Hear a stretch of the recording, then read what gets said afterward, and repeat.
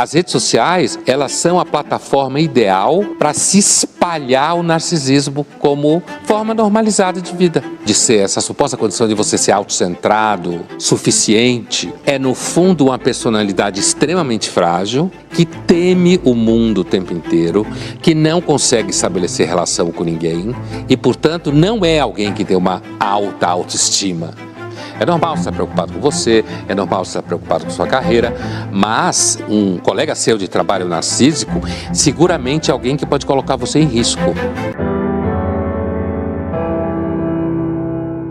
O termo narcisista nasceu na mitologia grega, passou pela psiquiatria e foi adotado pela psicanálise. Quem que era o narcisista para a mitologia grega, para a psiquiatria e, por último, segundo Freud? A figura do Narciso é a figura do sujeito que vê o próprio reflexo na água como um espelho e se apaixona por si mesmo, né? E aí ele mergulha e acaba afogado. Então tem uma conotação aí já negativa, trágica da situação. Essa concepção, quando passa pela psiquiatria, já na época do Freud, o narcisista é aquele sujeito que é fechado em si mesmo, que é visto como alguém que se ama muito, que não se relaciona com o mundo à sua volta, né? Quando a gente chega no Freud, que é, na verdade, quem colocou na praça a ideia de narcisismo como uma forma de distúrbio de comportamento ou de desvio do desenvolvimento de maturação normal, digamos assim, da vida psíquica, foi o Freud. Então, no Freud, você tem o narcisismo primário, como ele fala, que seria o narcisismo tipo normal, que é quando a criança está numa situação em que ela não sabe o que é ela, o que não é ela, então tudo é ela, né?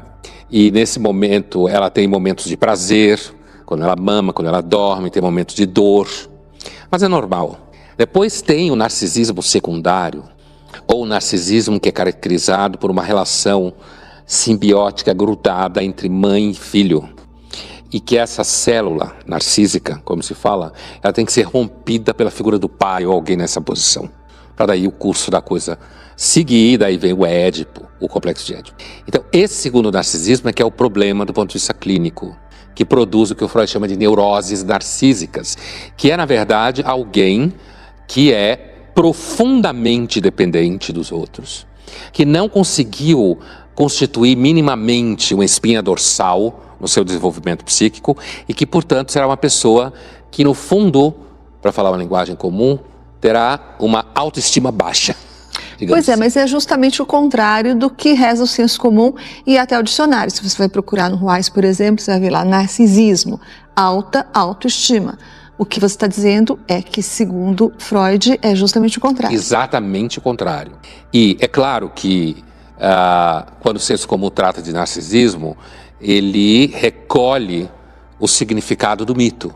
Alguém que se acha muito bonito, encantado consigo mesmo. Mas veja que no mito, o Narciso se dá mal.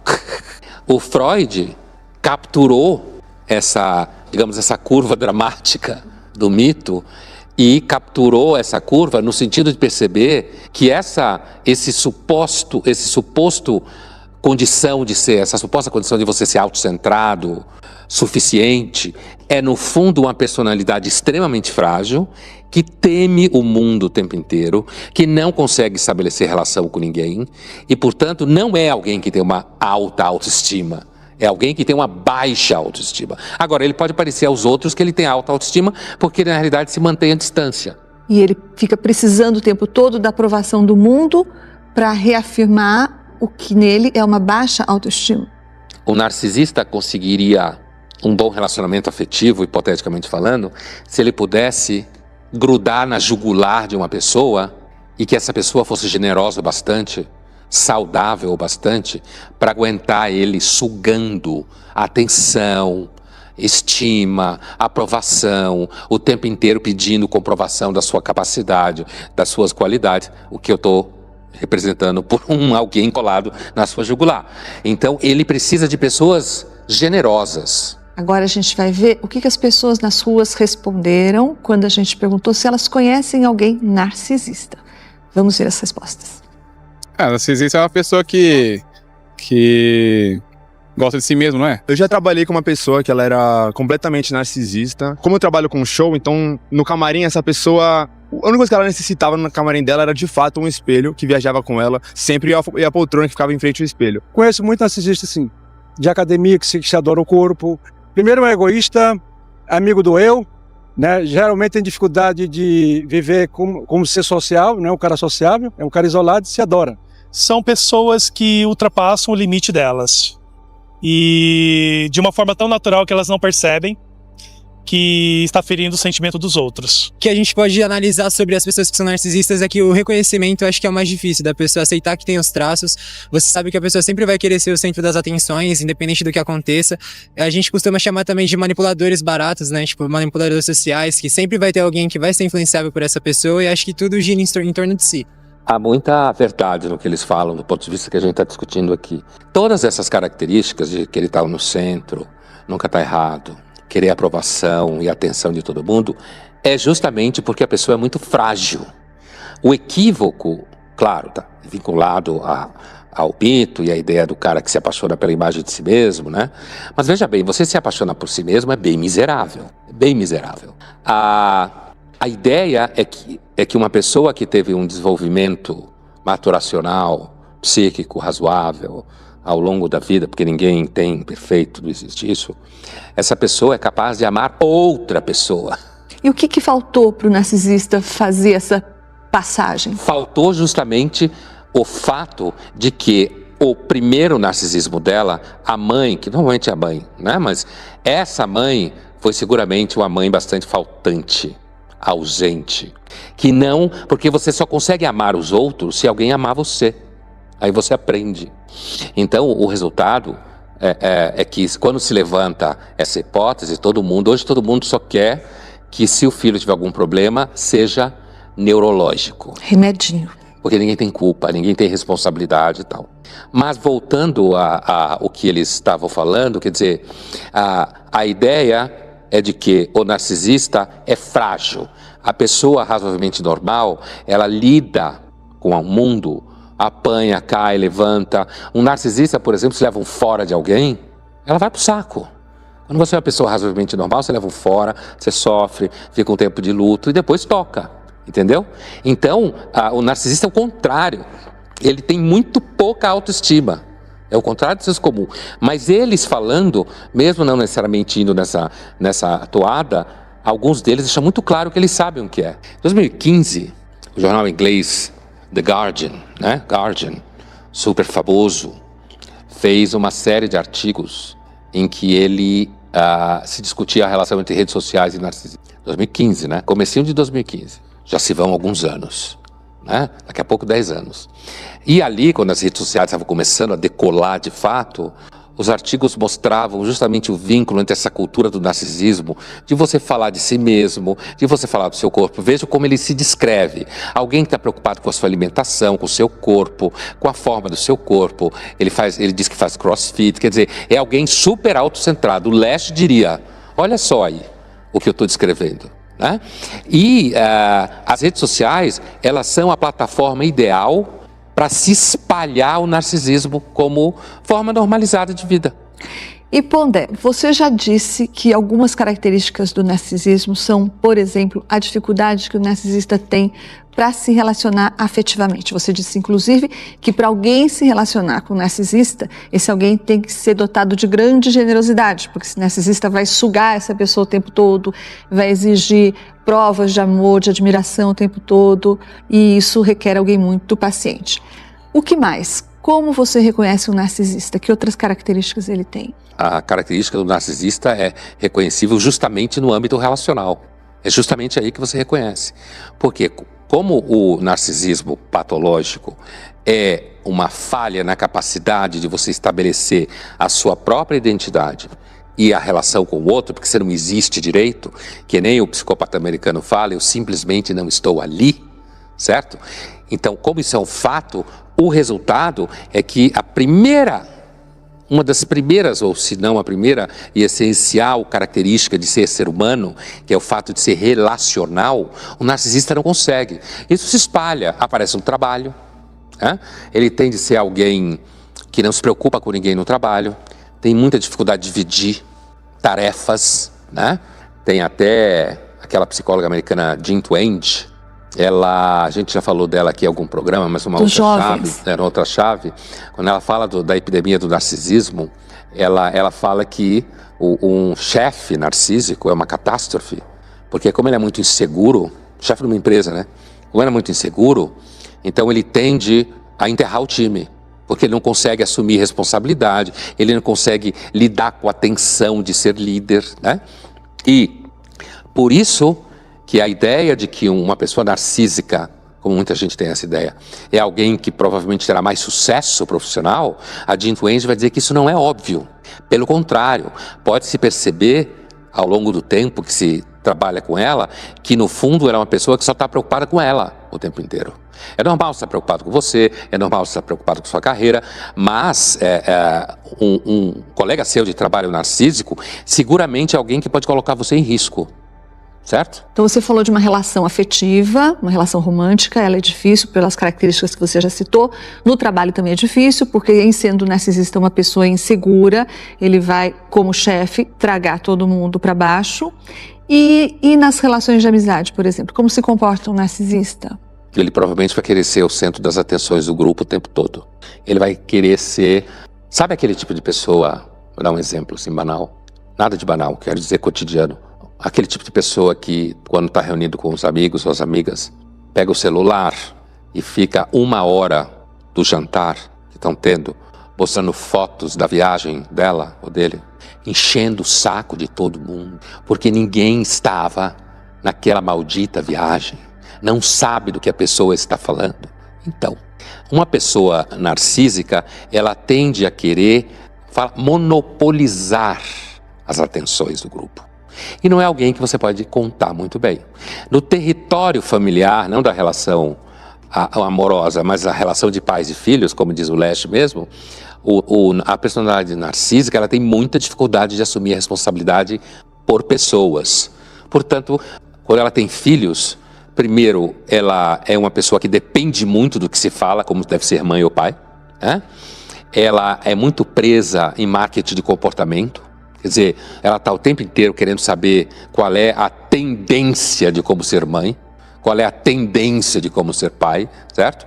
Ela quer, na realidade, ser amiga dos filhos, né? Ao invés de assumir a responsabilidade da autoridade, porque o narcísico tem dificuldade de assumir a autoridade, né?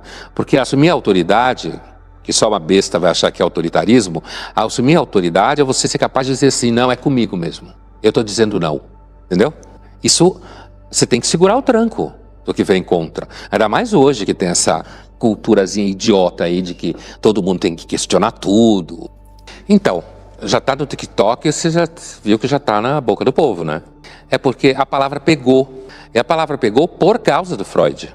Apesar de não necessariamente todo mundo entender o que o Freud está falando e tal, as diferenças e tal, entre o narcisismo um e o outro, pegou como um termo que significa alguém que não está nem aí para os outros, né? Uma mãe narcisista, a gente viu umas descrições horrorosas aí, né? São, assim, uma que pode bater em você e fazer o que quer porque diz que é mãe, né? A outra que xinga a filha e diz que ela é indesejada, a outra que diz que deixa muitas cicatrizes. É claro que a gente não tem, e nem é uma... Esse é um fenômeno cultural, a gente nem está aqui para fazer diagnóstico de ninguém que é falado por uma segunda pessoa, que é a menina que gravou o vídeo no TikTok, que é domínio público, né? Não se trata de fazer um diagnóstico. Não, o que ela falou exatamente caracteriza um comportamento narcísico. Mas ela está chamando de narcisista e ela está descrevendo o narcisista como alguém insensível, na função de mãe, se torna mais perigosa ainda, porque faz o que quer com o filho, fala para a filha que ela é indesejada, que nem um pai quis saber dela, certo? Deixa cicatrizes, espanca a outra filha. Não necessariamente isso é só coisa de narcisista, entendeu? Mas elas associam, porque a palavra narcisista acabou ganhando um significado de alguém que não está nem aí para os outros. E quando esse alguém é a sua mãe, e sua mãe lhe maltrata e não te enxerga, porque elas estão reclamando que a mãe não enxerga. O narcisista não enxerga mesmo o outro. O narcisismo aumentou com as redes sociais para estragar a saúde mental das pessoas? Não. O para é um problema aí, né? Mas as redes sociais como a gente estava falando antes, elas são mídias que se relacionam muito bem com o narcisismo. Você está em casa com o seu celular, para você postar a coisa que você quer, para fazer o vídeo que você quer postar. Você, ao mesmo tempo, as redes sociais, elas dão uma métrica para você, o que faz muita gente sofrer. Então você sabe o quanto você está sendo amado, digamos assim, pelas pessoas, ou quanto você não está sendo curtido, né? Então a coisa do engajamento, a dependência do engajamento, faz com que, inclusive, o narcisismo possa ser precificado de certa forma. Se você atuar bem como narcisista nas redes sociais, você será recompensado com muitos likes. Com likes e quem sabe com patrocínio. Outra pergunta aqui que é do Bruno Oizumi, nosso conhecido já, né? Bruno Oizumi sempre escreve aqui. Os narcisistas amam? Não se trata de fazer um diagnóstico, não, de fazer assim um dictum absoluto. Mas é provável que, sendo amor uma forma de dedicação a outra pessoa, seja o amor romântico, seja o amor aos filhos e tal, sendo uma forma de dedicação, e sendo narcisista alguém que não tem muito essa capacidade de se doar a ninguém, então é possível dizer que o amar não é, digamos, forte. A melhor versão do narcisista, é o forte, é isso aí. Pondé, você falou agora mesmo que as redes sociais são o perfeito caldo de cultura para o narcisismo. Então, se a gente pensar que mais de 60% da humanidade está nas redes sociais, dá para dizer que o narcisismo está em alta? Ou mais que isso, como você sugeriu agora, existem casos em que ser narcisista é legal? Eu acho que já tem gente, como aquele rapaz que a gente viu que falava da diabetes, que falava do seu narcisismo e tal. Eu acho que o narcisismo ele tende a se constituir numa forma de empoderamento de identidade, como muitas identidades hoje trabalham nesse sentido, né? Assim como o autismo também, né? Poderá vir a ser considerado uma espécie de identidade, né? Então, ser considerado como uma espécie de identidade significa sair da esfera do que seria de alguma forma patológico. Tanto no caso do racismo, com relação a certas etnias, quanto no caso do preconceito contra pessoas que não são dos gêneros normativos, né? E, portanto, está tirando a pessoa do grau de que ela é uma transgressora no sentido negativo e trazendo ela para o universo do que seria normal e aceito socialmente.